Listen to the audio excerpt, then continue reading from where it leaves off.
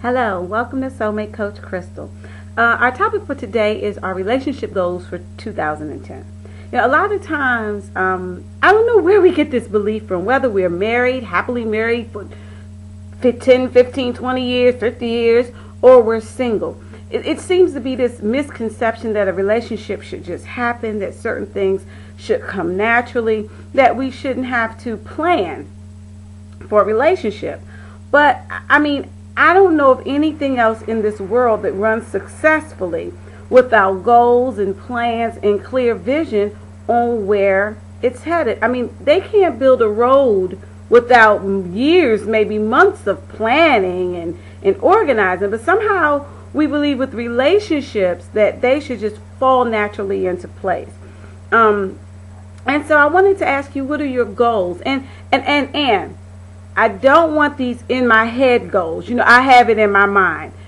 What I'm finding to be very true about when we have something bouncing around in our mind is when we have a lot of ideas in our head, we tend to have a lot of insight and a lot of wisdom, but when we don't make them goals and we don't put them down on paper and we don't create a strategy or plan to accomplish them, then that's all we have are a bunch of wonderful ideas, a bunch of wonderful insight, but no real change in our own lives. And so I want you guys to begin to write down a list of what your goals are for your relationship in 2010. What are your relationship goals? Now, I've written down a few starter rules, and you guys can take these. You can expand on them. You can use them. You can not use them, whatever way you want to go. But just to get the juices flowing. So, maybe in 2010 you want to work on better communication in your relationship. Maybe you and your husband or your boyfriend don't always see eye to eye. Maybe you're single and you've noticed in previous relationships that it's difficult for you to see eye to eye with the mate. And so you might want to work on getting clearer on what you want with those around you, your friends, your family, learning to communicate with them in a way that is clear and leaves little room for misinterpretation. More understanding or compassion. Some of us are not as compassionate as we would like to be, and that may take some work. And so that may be a goal. More generous with your time or your heart or your energy or your spirit.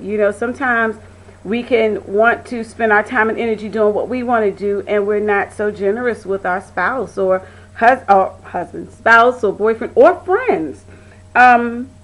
Work on your temper. Now, yeah, a lot of us could do that. I don't even need to expound on that, baby. It's clear. Learn to be a better listener. Who among us couldn't learn to listen a little bit better? And so, those are just a few things, but I really want you guys to look at this and to really begin to look at your relationship.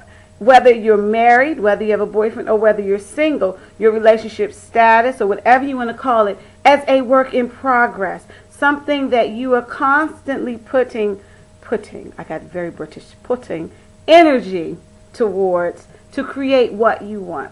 And so that is my challenge for you. Start the list of what you want to work on. What you want, not what they need to work on. Let's clear that up too. What you want to work on for your relationships in 2010.